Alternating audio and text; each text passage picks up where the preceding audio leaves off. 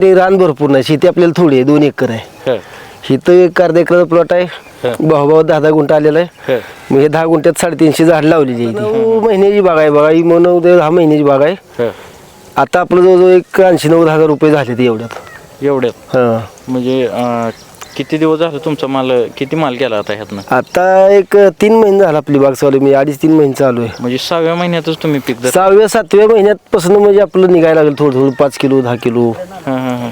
नमस्कार शेतकरी मित्रांनो, आज आपण सांगोला तालुक्यातील शिरबावी या ठिकाणी आलेलो आहे. तर आपण सध्या पिंक तैवानच्या प्लॉटमध्ये उभा आहे. तर मित्रांनो, या पेरूची लागवड करून फक्त 9 महिने झालेले आहेत आणि 9 महिन्यात हा प्लॉट फळावर आहे. तर झाडाची ग्रोथ पण चांगली आहे आणि झाडाला फळ पण भरपूर सेटिंग झालेलं आहे आणि महत्त्वाचे म्हणजे 9च महिन्याची झाडं आहेत. तर मित्रांनो, या पिंक तैवान पेरू लागवडीविषयी म्हणजे लागवडीपासून उत्पादनाविषयी संपूर्ण माहिती आपण या व्हिडिओच्या माध्यमातून कव्हर करणार आहे. जर कोणी आपल्या चॅनलवर नवीन असेल तर चॅनलला सबस्क्राईब करा, म्हणजेच असेच नवनवीन व्हिडिओ तुम्हाला आपल्या चॅनलवरती पाहायला मिळतील. नमस्कार. आपला परिचय द्या. नारायण नामदेव माने, शिरबावी. आपला आता ही किती प्लॉट आहे सध्याला? आता ही प्लॉट 10 गुंठ्याचा आहे. 10 गुंठ्याचा प्लॉट आहे. बरं, किती रोपाची लागवड आहे ह्यात? 10 गुंठ्यात 350 रोपं बसवली ती, म्हणजे कमी रानात जास्त उत्पन्न काढण्यासाठी जवळजवळ लागण केलेली. म्हणजे किती बाय कितीवर लागण आहे? ही काय मिरची लावली होती, मिरचीच्या कट्ट्यावर लावलेली आहे ती. कुठं 5 आहे कुठं 6 आहे, म्हणजे गावल तिथं लावलेली आहे ती. म्हणजे असं काय फिक्स अंतर तुम्ही केलं? आपल्याला आतनं ट्रॅक्टर फिरवायसाठी रान भरपूर नाही, शेती आपल्याला थोडी आहे, 2 एकर आहे. इथं 1 अर्धा एकराचा प्लॉट आहे. भाऊ 10 गुंठ आलेला आहे. मग हे 10 गुंठ्यात 350 झाड लावलेली आहे ती. म्हणजे अंतर काय तुम्ही असं म्हणजे फिक्स मोजून अंतर लावलं? अंतर काय फिक्स मोजून पहिली मिरची लावलेली होती. मिरचीवरच मिरचीच्या कट्ट्यावर ही लावलेली आहे रोप. ही बघायची किती जवळ आहे ती. परत भविष्यात काढायची का होईना एखादं पण लावली जवळजवळ म्हणतो. तरी म्हणजे जवळजवळ तुम्ही लागवड केली, काय अडचणी वगैरे येत नाही त्या? किती अंतर पाहिजे लागवडीसाठी?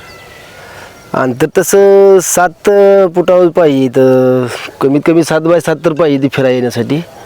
मग ज्याच्याकडे राहणार ती कोण 7-9 करतंय, कोण 7-10 करतंय ट्रॅक्टर फिरवणारी. ज्याच्याकडे कमी शेती ती काय जणांनी 6-6 वर पण लावली आमच्या भावकीत मान्याच्या माणसांनी. किती अंतर पाहिजे, योग्य अंतर किती पाहिजे याला? अंतर असं 5 फूट असं 1-9 फूट तर पाहिजे. ह्याच्या अगोदर तुम्ही कोणतं पीक घेत होता यात? ह्याच्या अगोदर मका होती. मका नंतर मिरची लावली होती. मग मिरची लावल्यावर ना परत मका करायची वळवीत ट्रॅक्टरनं मेहनत चांगली होत नाही, म्हणून परत विचार केला पेरू लावे म्हणलं. सगळीकडे पेरू लागवड झाली इथं आपल्यात. पंढरी फार्ममध्ये रोपं पण मिळतो जवळजवळ, त्यामुळं लागवड करताना म्हणजे हेच पीक निवडायचं असं म्हणजे कसं ठरवलं तुम्ही? कशामुळे ह्या पेरू पिकाकडे वळालाय तुम्ही?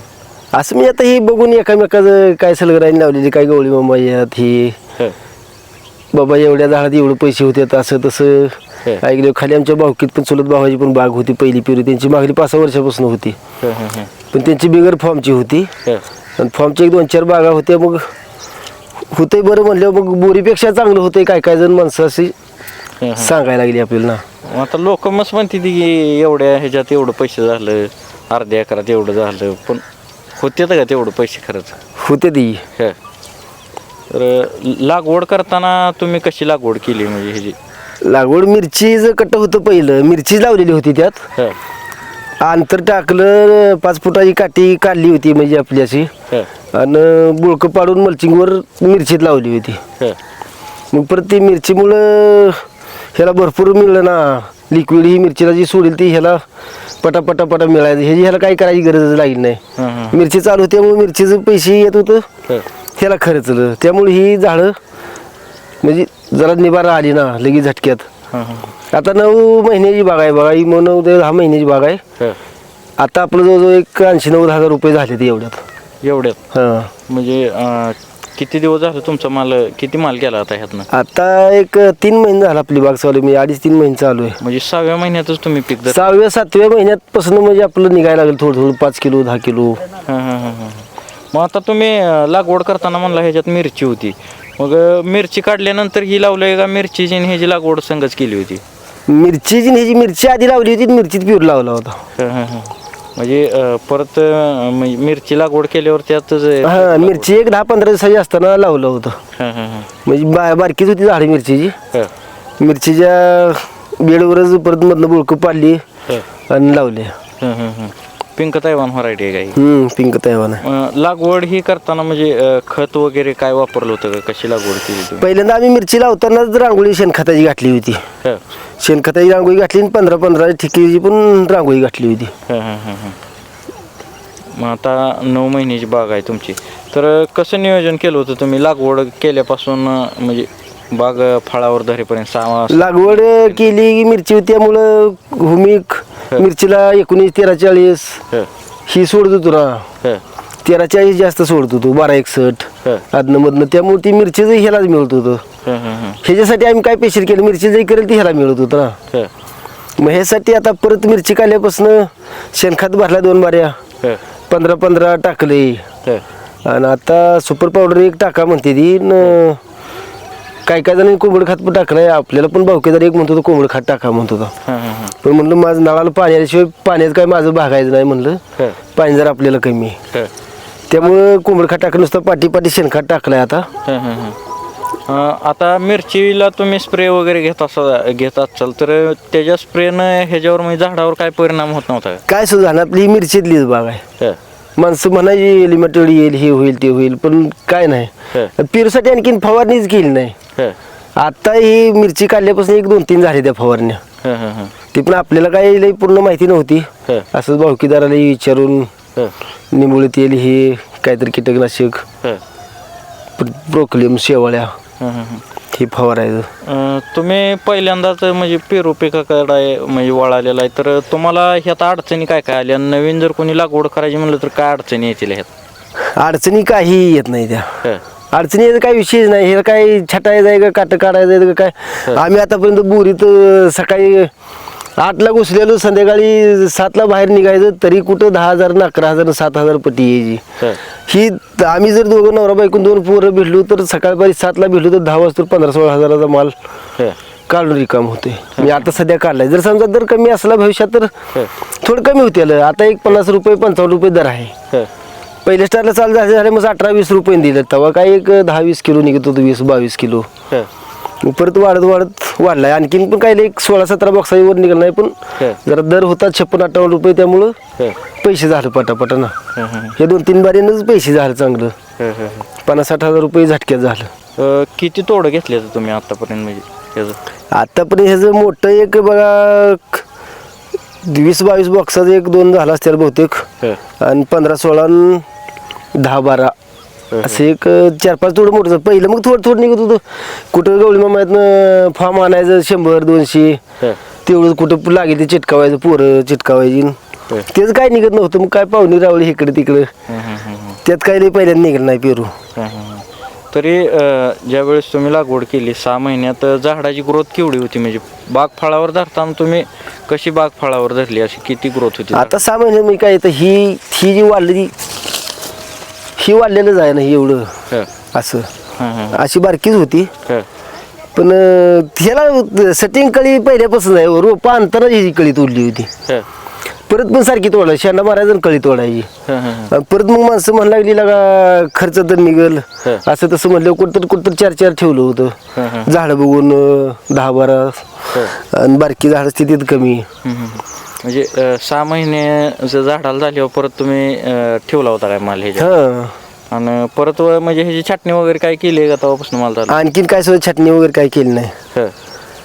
हाय असं आणखीन छाटून काय म्हणजे उपयोग होत नाही असं म्हणते. म्हणजे आपण काय लावलं नाही. आमच्या भावकीत 1-2 बाग आहे, त्यांनी काय छाटणार. आमच्या भावाची त्यांनी छाटली, पण ती फुटायचं पण त्याला कळी लागायची, ती त्यात टायमिंग वाया जाते.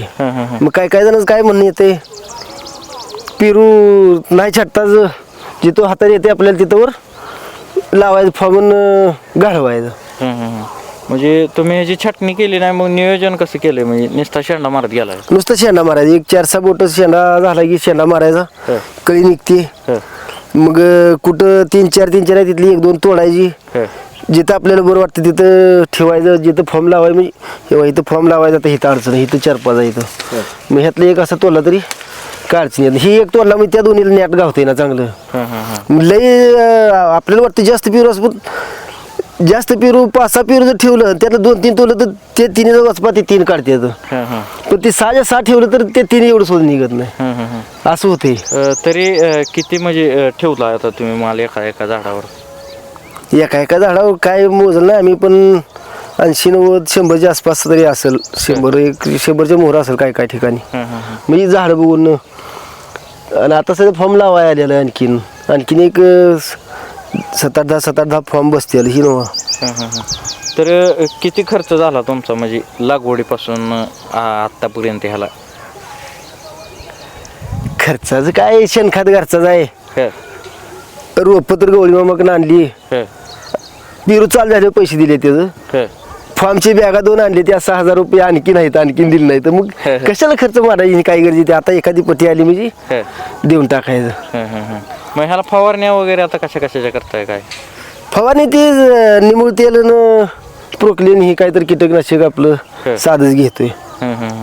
आणि रोग वगैरे काय अडचणी आल्या रोगाच्या ना? कुठं पांढरं पडतंय, ते बुरी पांढरी बुरी येते. आणि काळ पण फाटं कुठं पडते. पण ते काय होतं, ते कवर होतंय. निंबूळ तेल कीटकनाशक काहीतरी येऊन फवारली, ती 100 रुपये पुढे देते ढोली. ती एक पुढे टाकून फवारली की ओके होते. म्हणजे आणखी आपल्याला तर काहीच नाही कुठं. आता ही झाडं बाग कशी आहेत, काय सुद्धा फवारणी नाही काय नाही. फक्त ह्या इथं मध्ये 1-2 झाडावर बुरी आली होती, जरा काळपट पानं पडली होती. ती पण परच्याला गळून गेली की ही शेंडा चांगला झाला की खाली काय जर झालं तर काळचं नाही. हे इथं आता बुरी ही काळं पडतंय पण एवढं काय वाटत नाही. सांग, रोप वगैरे निवडताना काय बघायला लागते रोपाचे? काय सुद्धा बघितलं नाही. त्यांनी जी देते ती गाडी टाकून आणली, ती लावली. ती चांगली लागली रोप कशी? चांगली जायती मग. तर तुम्ही आता म्हणजे 3 महिने झालं ह्याच्यावर माल घेतलाय, पीक घेताय. तर किती माल गेला तुमचा आतापर्यंत 3 महिन्यात? यात 3 महिन्यात बघा, पहिले 16 बक्षाची 16,000 पट्टी काहीतरी आलती अशी. असे मोठे तोडे एक 16-17 बक्षाचं झाल्यात. 3-4 झाल्यात. म्हणजे अगोदर एक थोडं 4,000, 5,000, 22,000 असे एक 20-22 रुपये झाले. तर हे मोठे तोड्यांचे एक 50-60 रुपये, 60 रुपये आसपास झाले. म्हणजे 60-62 म्हणजे असे मग 80-90 रुपये. तसं काय मोजलं नाही. आता काय मी एकटाच आहे, त्यामुळं मला काय कोणी हिशोब मागणार नाही. त्यामुळे काय मांडून ठेवायची भानगड नाही. मग मी पहिलं बोरी होत्या माझं, मी 10 रुपये तेल आणलं तरी 20 रुपये पोराला दिलं तरी मांडून ठेवत होतो. पण ते उघड डोक्याला ताप व्हायला लागला बिन का. मी मग लगेच माणसाला वाटतं एवढं पैसे आलं नाही, एवढं गेलं कुठं. त्यापेक्षा काय हिशेबाने बिशीब काय भानगड नाही आता तसली. तुम्ही म्हणला मांडून ठेवत नाही, पण परवडतंय हे कळलं पाहिजे. परवडतंय. आता मका केली म्हणजे मला सांगा 3 महिने लागते तर मका गुंठ्यावर जरी काही म्हटलं तर 1,500 रुपये गुंठ्याने विकली तर 10 गुंठ्याचं 15,000 होत्यात. मग 16,000 रुपये पट्टी एक दिवशी आली इथं. मग 3 महिन्याचे पैसे निघली. मग तेव्हापासून रिलॅक्सच घेतलं जरा. काय होईल तसं होईल. म्हणजे इतर पिकापेक्षा बरं आहे. त्या दिवशी 11,500 पट्टी आली, त्या दिवशी एक दिवशी 16,000 आली. आता उद्या परवा काढायचं आहे आणखीन काय 10-12 बॉक्स निघतील. म्हणजे आता जरा थोडं कमी झालंय, पण भुशारपेक्षा ऊसापेक्षा परवडते. आता किती महिने? बोरीपेक्षा सुद्धा परवडते. आता बोरी माझी 1.5 एकरात म्हणजे एकरात 160 झाड आहे. ती 160 झाडात बघा घटाला बोर चालू झाली. मी सक्रातीपर्यंत आपदायचं. तेव्हा कुठं 2.5 लाख, 3 लाख, 2 लाख, कवा 1.5 लाखावर सुद्धा राहू गुंडाळलाय. आता तुम्ही म्हणताय बोरीचे पैसे होत नाही, तर बोर आधी म्हणजे तुमच्याकडे होती. तर कुठल्या व्हरायटीची बोर होती? कशा बोर आपली साधी पहिल्यापासून आहे. बारकी बोर इचून काढायची याचा ती बोर आहे, साधी बोर आहे ती आपली. ती काय आपली ही बोर सुंदरी ही काय तसली भानगड नाही. मग आता बघायचं नियोजन, आता ती कापायचं आहे. परत भविष्यात आपल्याला चारा यायला पाहिजे ना, रोज रांगून बोर याचायची न ठिकी उचलायची म्हणल्यावर ना ती जरा लय लोड व्हायला लागली. आतापर्यंत नवीन होतो तर मस्त एक दिवशी आम्ही 20-22 ठिकी काढली ती. पण आता ती काळ गेलेला आहे ना, आता पोरं शाळेला घालवायची त्यामुळे आपल्याला ती काढून बोर सुंदरी लावायची. बॉल सुंदरी परवडते का? बोर सुंदरी परवडते म्हणते ती ना. आता ही गोळी मामाची ही बाग आहे ही बघायचे जाऊन आता थोडं म्हणजे सगळं थोडं पाहिजे. आता जरशा पण कमी करायचे आणि ती आपदायचं कमी करायचं ही ह्यातले आपदाय लागत नाही. ट्रॅक्टरनं आणून शेणखत भरला मी 3-4 महिन्याला, नुसतं पाणी सोडायचं आहे. लिक्विडला तर काय STP वेल्डर भरला जोडली नळी की होते आपोआप. पण माल काढायला 1 तास 2 तास झालं म्हणजे आम्ही दोघं नवरा बायको जर म्हणजे आता आमच्या आत्याच पोरगी एक आहे इकडं सलगराचं, ती बघा दोघं नवरा बायको 1 टन माल काढते दुपारपर्यंत. तर आता ही तुम्ही किती दिवस म्हणजे पुढं चालू ठेवणार आहे आता माल? आता ही जिथवर चालेल तिथवर चालवायचं, जिथवर आपल्याला बरं वाटतंय बाबा. आता एक आपण 1340 एक 1000-1100 सोडतोय. परत ही शेणखत घालायला एक 5-10 हजार रुपये गेलेत आणि फवारणीला काय 1000, 2000, 4000 गेलेत. ह्या खर्चाच्या मानानं आपली डबली टिबली होत असली तर कशाला ही बदलायचं आहे. म्हणजे जसा शेंडा मारल तशी कळी ठेवायचं आहे. शेंडा मारल तसं कळी चालू ठेवायची. आता आमच्या बावकीदाराची एक बाग आहे काय संतोष मानेची, ती नुसतं शेंडा मारते. आता ती बाग लावून बघा 1.5 वर्ष झाली, मी 2 वर्ष झाली बहुतेक. पण ती आणखीन माल काढते. मग काय 20-22 बॉक्स निघलं म्हणजे येतात पैसे तेवढं ना. म्हणजे जर्सी या दुधावणी बरा आहे म्हणा 8-10 दिवसाला. किती दिवसाला तोडा? जर्सीपेक्षा लई चांगलं आहे. 15 दिवसाला 10-12 दिवसाला 15 दिवसाला तोडावं लागते. म्हणजे जरा लय आत तोडलं तर जरा कमी निघते, जरा मालाला साईज येत नाही. आणि जरा जास्त दिवस झाले की मग मालाला कलर पण येतोय, साईज पण येते. ते आपला फायदा आहे ना. मग आता टेम्परेचर पण वाढायला लागले तर उन्हाचा ही काय परिणाम होत नाही का? उन्हाचा आणखीन उन्हाचा परिणाम होतोय, उंचटा होतोय ह्या साईडला, वरली गेल्या साईडला. मग काय जण म्हणते पेपर लावा म्हणते, ती काय जण म्हणते साड्या बांधा. पण ती साड्या बांधायचं काय सोपं नाही. साड्या बांधल्या तर आता इथनं मोर कावर वाऱ्याचा दिवस आहे तर एखाद्या भरला गुंडाळलं म्हणजे गुंडाळते. पण मग आपला पेपर मारावा म्हणतोय मी. पेपर मारणार? हा, पेपर मारायचा उंचट्यासाठी. तर काय मत आहे तुमचं फळबागेविषयी? म्हणजे चांगलं आहे का हे पीक? पेरूचं तर आता सध्या बघा 1 नंबर पीक आहे. म्हणजे आम्हाला तर परवडते.